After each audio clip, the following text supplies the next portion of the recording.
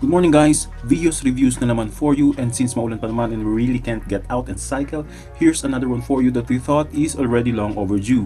While we're still indoors, let's talk about folding bikes in general. Now, there have been instances where I've been asked by friends, acquaintances, co-workers, and relatives about our beloved foldies, particularly that they are in the process of having interest or they are actually about to buy their first folding bike.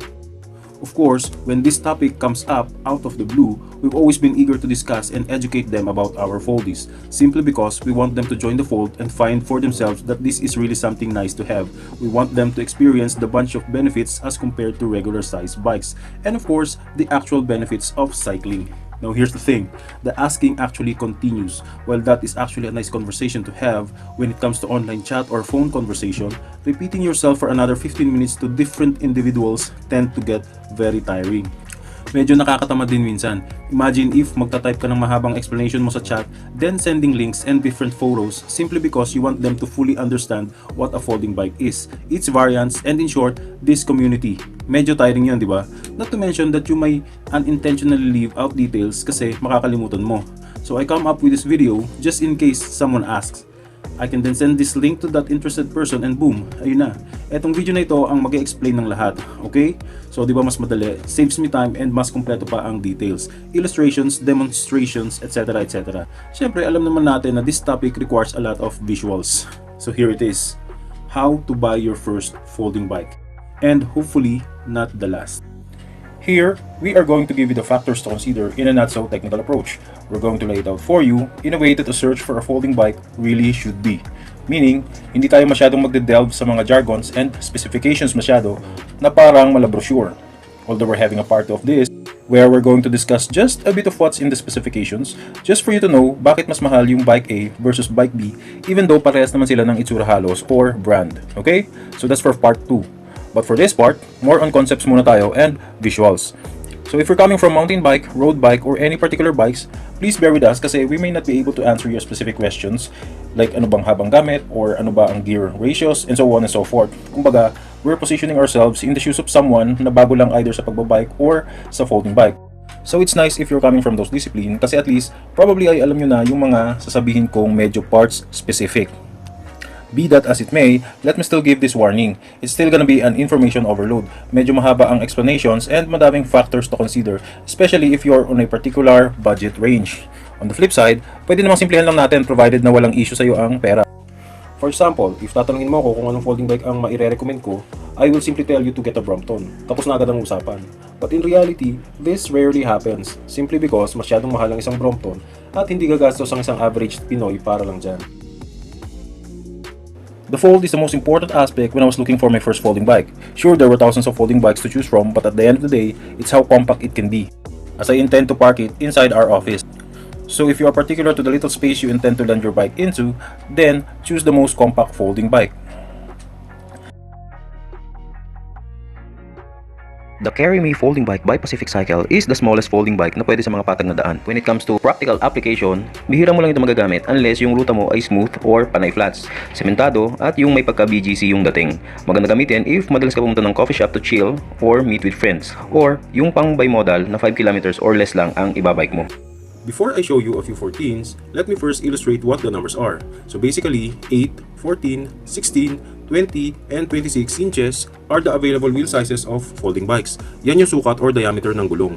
In comparison sa mountain bike, ang standard MTB naman ay may 26, 27.5, and 29 inches. Iba naman ang sukat or metrics na gamit ng mga road bikes. So, as you may have already known, sobrang dami talagang variety or pagpipilian when it comes to folding bikes. That's why we narrowed it down for you, so please stick around to see your options. Right, so nasa 14 inches tayo ngayon na bike, and to put it in context, maliit talaga yan relative to our road condition. Imagine, ang 16 inches nga na folding bike ay tagtag ka na, what more if mas maliit pa? However, excellent naman yan in terms of having a compact fold. Generally magaan and easy to use, which means hindi ka tatama din na gamitin for quick errands or malapitang biyahe. Now let's move on to the exciting 16-incher or yung may 16 inches na gulong. Still considered pa din ito na maliit and matagtag. However, in the folding bike community, ito ay common na, meaning madami ang users nito dahil ito yung pinaka halfway in terms of being compact and its road performance. Kumbaga, compact naman ang fold and kaya mong makasanayan how it performs on the road. Kung may tagtag man, it's something that you can deal with. Literally ay pasok under a typical office table and no problem sa public transport. Negligible naman ang weight. So, ito ang pinaka-ideal na wheel size if you are considering a bimodal approach. Like the 14 inches, compact din ang fold nito pero kaya mong mag-lug ng mas mahabang kilometers. It's like saying this is the gold standard for bimodal or multimodal commute. So, itong Strida ay may naiibang form sa mundo ng folding bikes. Unfolded ay makikita mo ang triangular na frame, definitely upright ang position. And if you fold it, para lang siyang stroller. Kasya sa trunk ng taxi or sa passenger seat. If sa bus or trains naman ay sa harapan mo mismo, ilalagay na nakapatayo. Sa jeep kasi ay alanganin because the only way to get it in is horizontally. So aabot sa next passengers yung bike. Generally ay magaan naman siya. If you're considering storage, so definitely manipis ang profile niya. Okay, yun nga lang, medyo elongated kasi it's either vertical or horizontal yung forma. Unlike sa mga mid-fold na pa square or rectangular yung dating pag finold mo. Actually, wala na tayong pag-uusapan when it comes to the fold kasi compact talaga siya. Sa panahon ngayon na very rampant ang bike theft, sa loob ng bahay talaga nilalagay ang folding bikes for our own peace of mind. If you own one, masarap din yan tignan while inside our homes. Like it's part of something significant. Very relaxing. May iilan na ding brands na kapareho ng Brompton ang pagka-fold, gaya ng 360 at Pikes. But once upon a time, Flamingo ang brand na tumapat sa fold niyan. And I'm not sure if it's 3 years ago or more than that, pero may pumasok sa market na Pico ang brand. Trifold din kagaya ng Brompton. Then nawala na yung Pico brand and biglang pumasok yung 360 na brand. Not sure if it's just a rebrand or what. But ngayon naman ay 360 na yung medyo nawawala sa marketplace. Pikes na yung makikita mong kinikerry ng mga selected bike shops dito sa atin. Though I'm sure na sa ibang bansa ay madaming iba-ibang names or brands that utilize the Brompton fold. So, bakit ganun na lang kay-special ang Brompton na yan? Well, simple lang naman. If you think about it, folding kasi ang usapan and in short, gusto natin na compact talaga yung pagkaka-fold. So, itong si Brompton, nakuha niya yung klase ng pagkaka-tiklop na pinaka-compact. Kumbaga, sobrang efficient ng system niya kasi pinaka-compact na yung fold but it still delivers quality performance and roadworthiness. But, if you're just after the said fold but don't want to spend too much money, then good for you kasi meron ng pantapat sa Bromp na madami-dami na ding bike shops ang nagke-carry. Okay, so dito na tayo sa mga folding bikes na may 20 inches na sukat ng gulong. Ito yung pinaka-common na size na ginagamit ngayon sa folding bike community. Like the 16-incher, sobrang daming choices din ito and pinaka-flexible siya in terms of use and upgradability. I mentioned it being a standard kasi ito yung may pinaka-decent na riding experience relative to its fold. Although generally ay mas mabigat compared sa 16 and 14-incher dahil nasa up to 15 kilograms ang usual weight. Now, I've mentioned na in my opinion, the 16-incher is the gold standard for bimodal or multimodal. But when it comes to bike to work or epic rides, ito naman ang gold standard. So ito yung masarap ipadyak, magaan, okay sa mga usual na daan. In short, regular size bike ang dating. Performance level pa nga. So yung mga light off-roads ay usual na for this size of bike. Okay pa din naman siyang pang bimodal but definitely ay malaki pa din ang space na sinasakop nito if nakatiklop. Sa MRT at LRT ay ito ang maximum wheel size limit.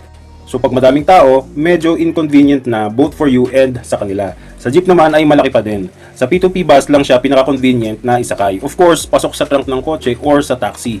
In short, malaki ang fold ng 20-incher for public transport.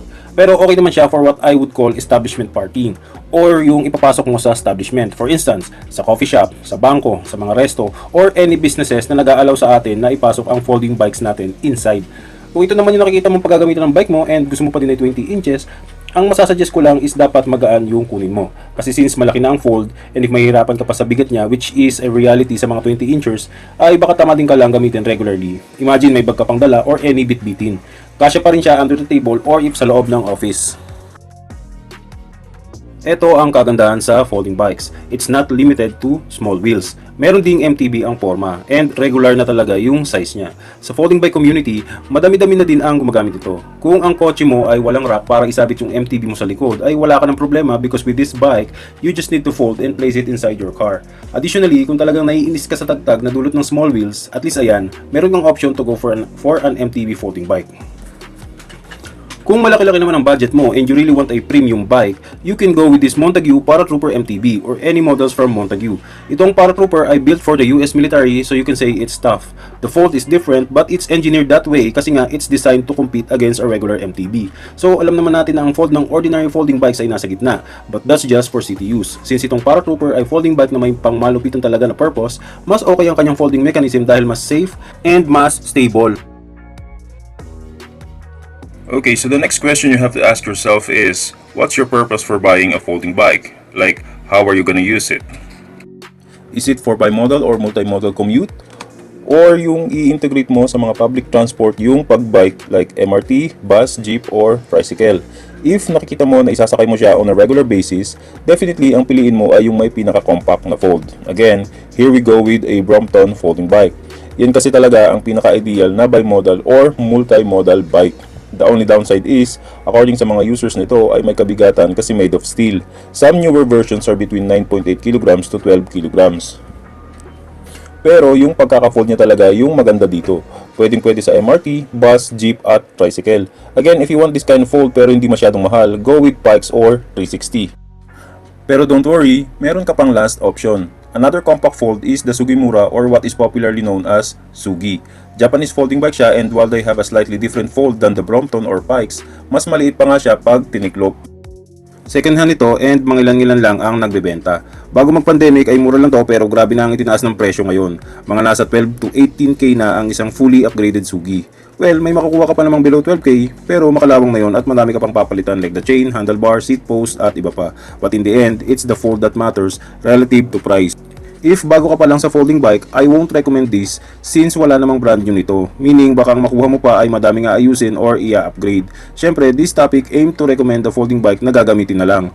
Or yung wala masyadong sakit sa ulo, kasi we all know that replacing a major part of the bike needs exact specifications. Kumbaga, mahirap bumili because of the compatibility. Pero sinama na din natin just in case meron kang kakilalang marunong mag-ayos ng bike at natsyempohan mo na may for sale na Sugi na abot kaya. Or that you really want a Brompton fold for a very practical price. Swerte mo na nga lang if may makukuha ka pang below 10k na okay pa ang frame. Another one that has its own bimodal opportunities is the Strida because of the following advantages. Una, unlike other foldies ay hindi mo na siya kailangan buhatin dahil naro-roll yung wheels niya. Sort of parang strollers ng bata na itutulak mo lang or hihilahin. Because of this, you don't need to buy additional rollers, which definitely adds to the cost. Secondly, magaan siya in general and madali lang itiklop. By the way, ang 8 kilos ay considered na magaan. Third, if sa MRT mo isasakay, you will hold this upright. Position-wise, para lang siyang malaking payong na compared mo naman sa mid-fold FB ay hindi siya ganun kabulky. In short, less hassle for you and for other passengers. Question is, who gets this bike? Well, this folding bike is not gender unique, it's not even age inclined, nor does it attract specific individuals only. Maski sino ay pwede, regardless of profiles. But the reality is, people simply settle for things they already know or have some knowledge of. So ang pinipili natin usually ay yung mga folding bikes na malapit din dun sa mga itsura ng usual na bikes na alam na natin or may experience na tayo. So for example, if you're a mountain biker, there's a great chance you're gonna prefer at first yung mga foldies na may itsurang mountain bikes, like malalapad ang gulong, may mga shocks, etc. In short, ay aggressive yung forma. But if you talk to people who was the Copenhagen mentality, you'll realize this is not the case. Anyway, I've mentioned na 16 inches talaga ang mga ideal for bimodal commuting. It's because they have a compact fold profile and generally light. So, based on your bimodal or multimodal needs, pili ka lang between a Brompton, Pikes, Sugimura, Strida, or any lightweight 16-inch folding bikes. As long as compact ang profile, okay na yon.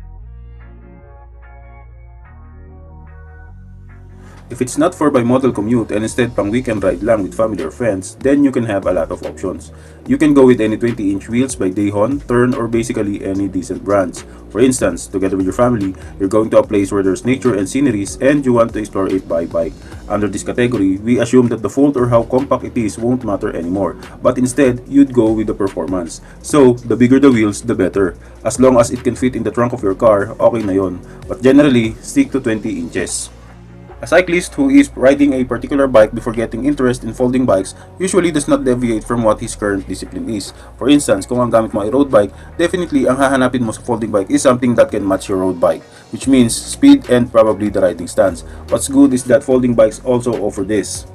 What you see is a Dayhon Vector X27, which as part of its original configuration ay naka-drop bar na and incorporates the config of a road bike. This is a folding bike that focuses on speed and gear ratios. Therefore, don't look at the fold as it's not gonna be as compact for obvious reason. Of course, it won't replace your regular size road bike in many regards. Do not forget that this is still a folding bike. Another example naman are those coming from a mountain bike or MTB.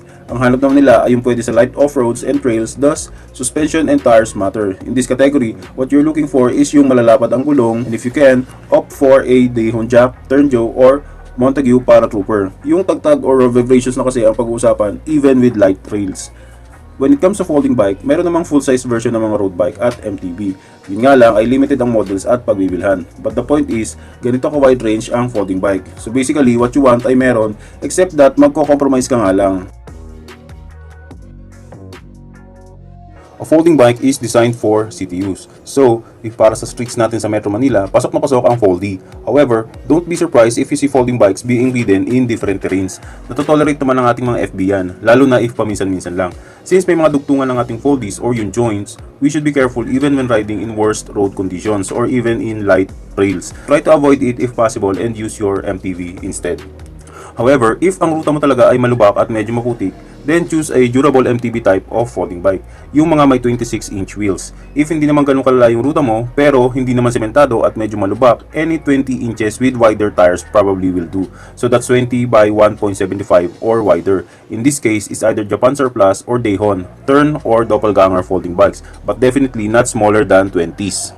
Mahihirapan ang 16 inches na folding bike sa mga ganitong road condition. Since we assume that you're a newbie, I recommend a brand new folding bike. Iwas stress na, may warranty ka pa. Meron ding after sale service. In short, ay may peace of mind kumpara mo naman sa second hand na you are on your own. Sasakyan mo na lang ika nga. Downside ay may kamahalan ang price range. Sa second hand ay definitely makakamura ka if marunong ka maghanap. But expect na may papalitan at papalitan ka pa din. Not to mention na medyo mahirap maghanap ng matinong folding bike na second hand. Laging may issues yan like location, price point, may minor issues sa bike, hindi siya wisiwig, or yung picture ay iba sa actual. May issue sa seller at iba pa. You know how it goes sa online buying and selling naman. Hindi ko dina-downplay ng mga second hand, pero I suggest sa brand new ka muna. I-experience mo muna yung brand new folding bike. Kapag nasa iyo naman na yan, mas madali pag-aralan kasi actual na. Kumbaga after a few months ay alam mo na yung mga dapat mong bilhin or ano pa yung mga bagay na gusto mo sa isang folding bike. That way ay sa pagbili mo next time ay mas maalam ka na based on your own experience at research na din at pwede ka na pumili ng mga second hand. Folding bike kasi ang bibilhin mo which is may dugtungan, unlike other bikes na walang putol. Since hindi mo naman alam kung paano ba ginamit ng first users yung foldy at mahirap malaman kung kamusta pa yung integrity ng frame. So I'll definitely go for a brand new folding bike. Sa category ng second hand ay may tinatawag na Japan Surplus. As the name implies, ito yung mga bikes na galing Japan. At sa folding bike community ay madami din ang gumagamit nito. Bakit? Kasi budget friendly, matibay, okay ang performance, as long as natutono lang ng maayos, low maintenance, or in short, maaasahan talaga. Minsan ay makakajackpot ka pa ng brand names. Itong mga brands na to ay yung pinangtatapat nila sa Dayhon, Turn, or any entry-level bikes. So if you're not willing to spend something that costs around 16k pataas for a branded folding bike, then pwede mo na itong pagpilian. Around 4k to 7k ang presyo. Kalahati agad, di ba? When it comes to the question of which is better, I don't think we need to compare kasi may pros and cons yan. Anyway, idalagdag mo lang naman ito sa mga factors to consider na nabanggit na kanina. If mahalaga sa iyo ang weight, then go for alloy. If yung performance naman niya in relation sa mga average na daan dito sa Manila, I would say steel is better in terms of vibrations. The thing is, when it comes to weight, hindi lang frame ang dapat mo i-consider. Yung buong package yan, buong parts ng bike. Nakatipid ka nga sa bigat ng frame, yung ibang parts mo naman nag-upgrade ka sa bakal, halimbawa yung pedal, di ganun din. Or magaan nga dahil sa alloy, nilagyan mo naman ng carriers. So 'di ba, if you're very particular to the weight, lahatan na yan sana. Pag steel, obviously, kinakalawang. Yun nga lang, may nabasa na din tayong news about sa mga folding bikes na literal na nahati sa gitna or naputol sa mismong pagkaka-fold. Lahat sila ay may common denominator. Yun ay yung frame nila, which is alloy. Nangyari na yan sa Storm na brand and lately sa isang mahal na klase ng folding bike naman.